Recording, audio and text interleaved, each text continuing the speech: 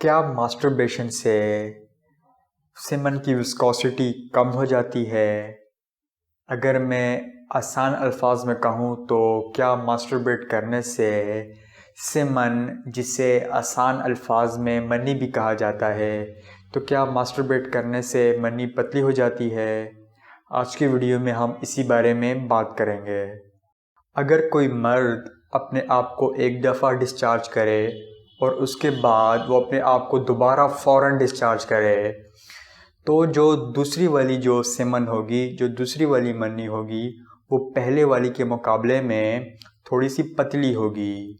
अगर हम उन दोनों सेमन को सामने रखेंगे तो पहले वाली थोड़ी सी मोटी होगी और दूसरी वाली थोड़ी सी पतली होगी।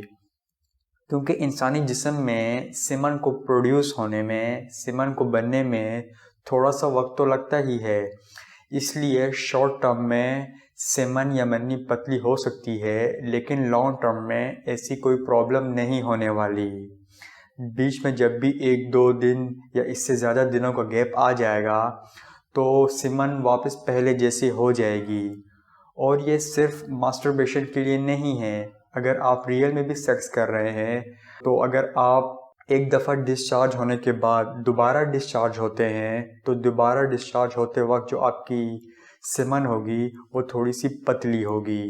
और आखिरी बात यह है कि हम अपनी आँखों से या सेमन के पतले या मोटे होने से हम ये अंदाज़ा नहीं लगा सकते कि ये सेमन नॉर्मल है या नॉर्मल नहीं है। अगर आपको वहम हो रहा है तो आप टेस्ट करवा सकते हैं, सेमन एनालिसिस, जिसमें आपको डिटेल में पता लग जाएगा। तो इस वीडियो के लिए इतना ही।